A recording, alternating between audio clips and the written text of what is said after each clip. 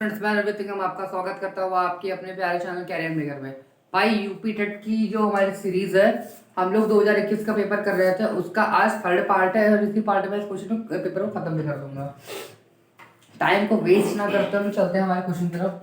क्या लिखा हुआ है क्वेश्चन नंबर 13 में? 14/33, 42/55, 21/22 का HCF। भाई HCF को हिंदी में महत्तम समापवर्तक कहते हैं। ठीक है मेरे भाई, देखो इस टाइप की दो ही फ्रेमिंग होती है फ्रैक्शन में, या तो HCF पूछेगा या तो क्या पूछेगा, LCM पूछेगा। फ्रैक्शन जो होती है वो न्यूमरेटर अपॉन डिनोमिनेटर मतलब अंश बटा हर होती है। जो क्वेश्चन पूछेगा अंश का वो निकाल देना और हर में जो बचेगा जो एलसीएम निकाल देना। क्या मतलब है? अगर एचसीएफ पूछा है तो इन सब तीनों का हम लोग एचसीएफ निकाल देंगे और 33, 55, 22 से क्या निकाल देंगे मेरे भाई? एलसीएम निकाल देंगे। अब एचसीएफ क्या होता है? एचसीएफ जो होता है वो किसी भी चीज का हाईएस्ट कॉमन फैक्टर होता है। 14, 42 और 21 कौन सा ऐसा पहाड़ा है जिससे इन तीनों कट जाएंगे? ठीक है, तो मेरे भाई 7, क्योंकि 7 दूनी 14, 7 छंग 42 और 7 तरीक 21 होता है। तो इसका जो सर इसमें इन डालने का कष्ट करें। ठीक है, सॉरी भाई।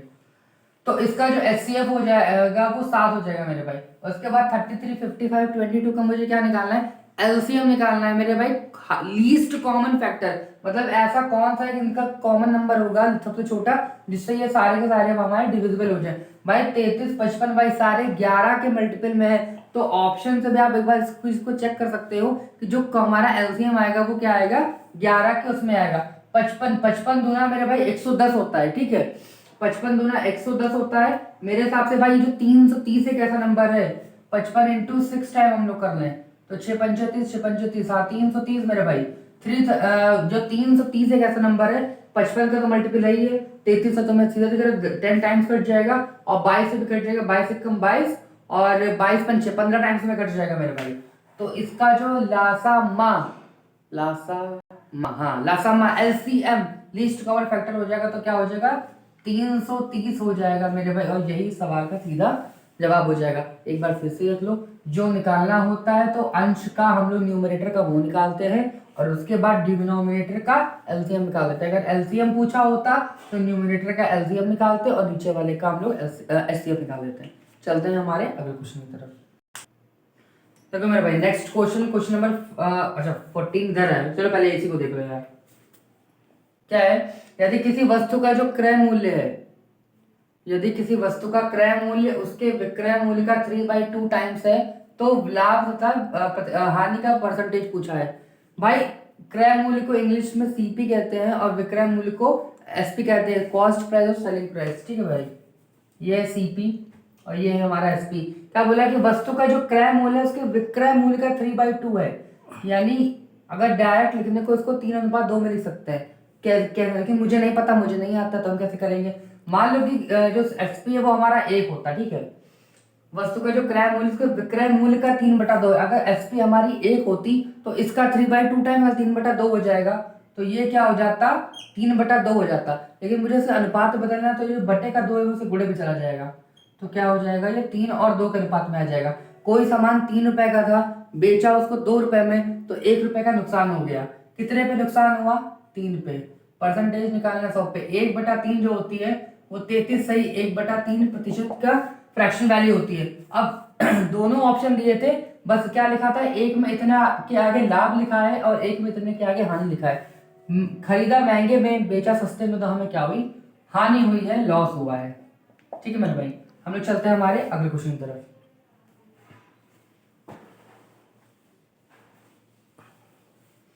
क्वेश्चन नंबर 15 भाई, ये टीचिंग लाइन का एकदम फेवरेट क्वेश्चन है। इसको मैं बिगाड़ दूं ताकि मेरे को अच्छा खासा स्पेस मिल जाए।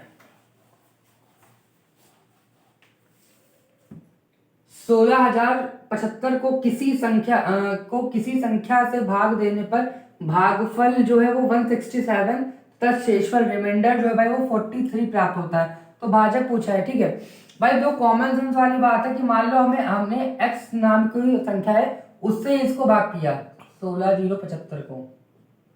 ठीक है, तो हमें भागफल कितना मिला है? 167 मिला है। यहाँ को चला होगा और जो शेषफल प्राप्त हुआ है भाई वो 143 प्राप्त हुआ है।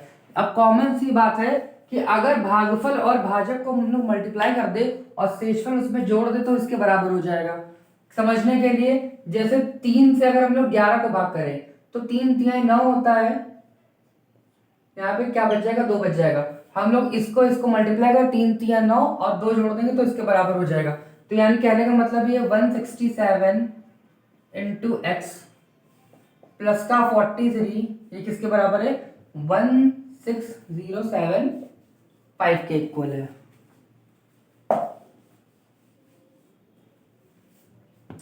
अब ये प्लस की चीज है, उधर जाएगी तो क्या होगी, माइनस में हो जाएगी।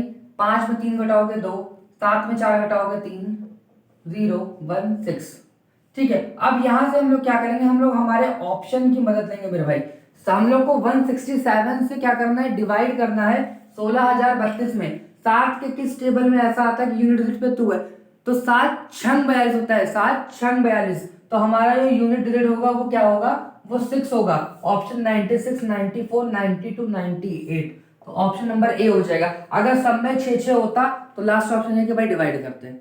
ठीक है, चलते हैं हमारे अगले क्वेश्चन की तरफ, क्वेश्चन नंबर 16।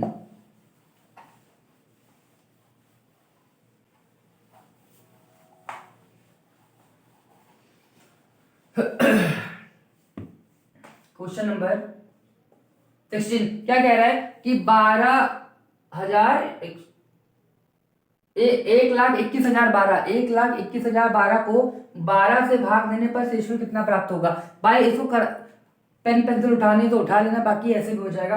देखो 12 एकम 12 पूरा कैंसिल हो गया। उसके बाद जब हम लोग 0 लगा के 101 उतारेंगे तो 12 अट्ठे 96 होता है, 12 अट्ठे 96 होता है, बचेगा 5। उसके बाद 2 उतारोगे और 12 चौक 48 होता है, तो शेषफल बच जाएगा 4। नहीं भाग करना आता है तो भाई लास्ट ऑप्शन ये है कि इसको तुम भाग कर लेना, और मुझे भाग आता है इसलिए मैं ऐसे भाग कर लेता हूँ।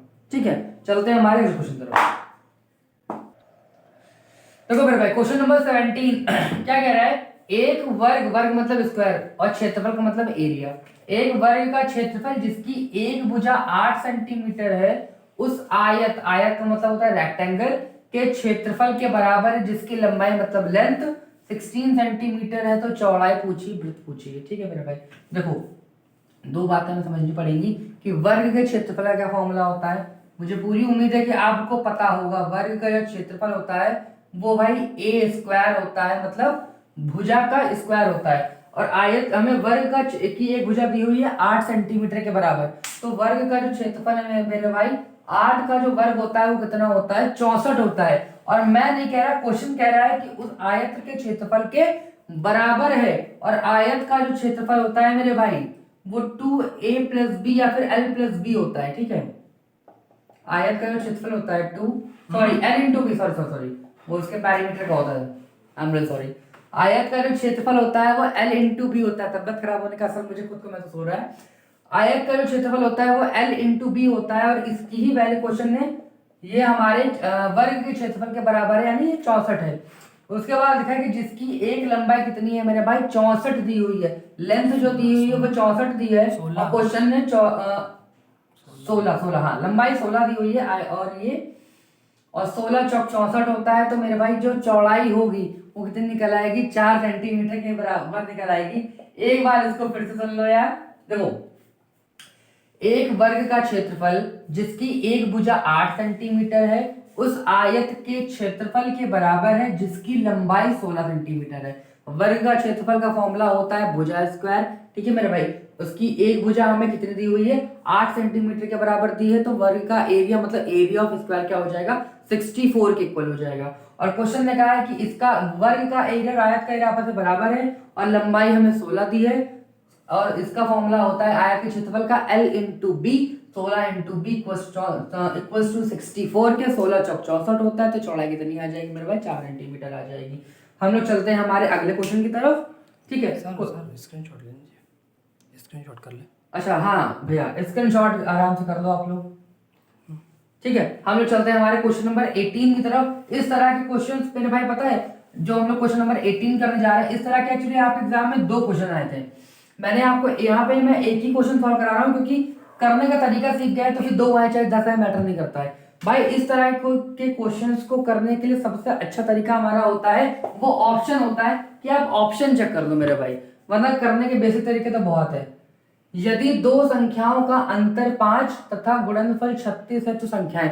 भाई पता है अगर किसी की मैथमेटिक्स किसी को पसंद होगी, इसको नंबर फैमिलियर होगा, तो वो देखते कह देगा 9 और 4, 9 चौक 36 होता है, 9 में 4 घटाओगे तो 5 होता है। ठीक है, अगर आपको नहीं आता है तो कैसे करोगे दो संख्याओं का अंतर, तो फिर भाई बेसिक इसका बहुत ज्यादा ही बेकार है। तो अब बेसिक करना ही मत आप लोग भाई, करने को मैं आपको तरीका बता दे रहा हूँ कि अगर नहीं फंसे तो कैसे किया जाएगा। संख्याओं का अंतर ये मान लेना और फिर गुणनफल इसका क्या हो जाएगा 36 के बराबर हो जाएगा। फिर वो बनाओगे यहाँ किधर को पुट करोगे एकदम गंद मच जाएगी। तो सबसे अच्छा मेथड क्या है, ऑप्शन मेथड है। तो एक संख्या 9 हो जाएगी, दूसरी संख्या कितनी हो जाएगी मेरे भाई 4 हो जाएगी। आप देख लो 9 में 4 का अंतर 5 के बराबर, 9 चौक 36। चलते हैं भाई हमारे अगले क्वेश्चन की तरफ, क्वेश्चन नंबर 19 की तरफ चलते हैं। क्वेश्चन नंबर 19 में बहुत अच्छा है, वो मुझे खुद को बहुत अच्छा लगा। देखो क्या है, एक वर्ग तथा एक समबाहु त्रिभुज की एक भुजा उभयनिष्ठ, उभयनिष्ठ का मतलब कॉमन है। ठीक है, एक हमारा वर्ग है, समबाहु त्रिभुज जिसकी सारी भुजाएं इक्वल होती हैं मेरे भाई। सर समबाहु त्रिभुज क्या बोलते हैं इंग्लिश में, इक्विलेटरल। इक्विलेटरल, हाँ याद नहीं आता, धन्यवाद। तथा जिसकी त्रिभुज की भुजा 4/3 है। भाई समबाहु है तो यानी सारी जो भुजाएं होंगी वो क्या होंगी, बराबर होंगी। अगर एक 4/3 है तो ये भी 4/3 होगी, ये भी 4/3 होगी। और वर्ग है तो वर्ग की भी सारी भुजाएं आपको पता है कि आपस में क्या होती है, बराबर होती है। तो ये भी 4/3, ये भी 4/3 और ये भी 4/3। अब यहाँ पे जो बात सुनने वाली है वो क्या है, तो आकृति का परिमाप, आकृति बोला मतलब हमें पूरे जो तंबू बनाए इसका हम लोग को क्या निकालना है, पेरीमीटर निकालना है। इंग्लिश में और हिंदी में पैरी का मतलब क्या होता है, परी, परी मतलब है किसी के ऊपर के सरफेस का हमको क्या निकालना है, सम का टोटल निकालना है। परिमाप का मतलब होता है परी प्लस माप, मेरे ऊपर की खाल जो है, खाल कितनी है मुझे ये निकालनी, अंदर किडनी और फेफड़े कितना है हमें उससे मतलब नहीं है। तो हमें इसका इसका इसका इसका इसका हमें क्या करना है, इनकी साइड्स का यानी भुजाओं का सम करना है। तो 4/3 4/3 4/3 4/3 4/3। ठीक है मेरे भाई, तो 1 2 3 4 5, तो सबके वो बराबर है, तो 5 का मतलब हो जाए 20/3।